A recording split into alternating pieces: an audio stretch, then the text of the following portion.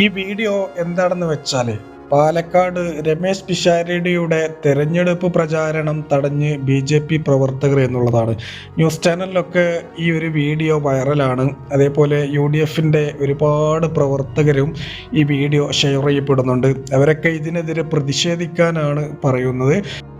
ഇനി ഇതിൻ്റെയൊക്കെ താഴെ വരുന്ന കമൻറ്റുകൾ ഇങ്ങനെയാണ്: പാലക്കാട് അവർ തോൽവി ഉറപ്പിച്ചിരിക്കുന്നു, തോൽവി ഭയന്നിട്ടാണ് ഇങ്ങനെയൊക്കെ ചെയ്യുന്നത് എന്നുള്ളതാണ്.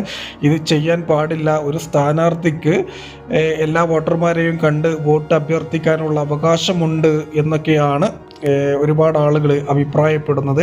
എന്തായാലും ഈ ഒരു വീഡിയോ ഇപ്പോൾ സമൂഹ മാധ്യമങ്ങളിലും ന്യൂസ് ചാനലിലും ഒക്കെ വൈറലായിട്ടുണ്ട്. ഒരുപാട് പ്രതിഷേധമാണ് ഈ ഒരു വീഡിയോൻ്റെ ഒക്കെ താഴെ വരുന്ന കമൻറ്റുകളിൽ നിന്ന് മനസ്സിലാക്കാൻ സാധിക്കുന്നത്. എന്തായാലും ഈ ഒരു വീഡിയോയെക്കുറിച്ച് തീർച്ചയായിട്ടും നിങ്ങളുടെ ഒരു അഭിപ്രായം ഉണ്ടല്ലോ, അതൊന്ന് രേഖപ്പെടുത്തുക.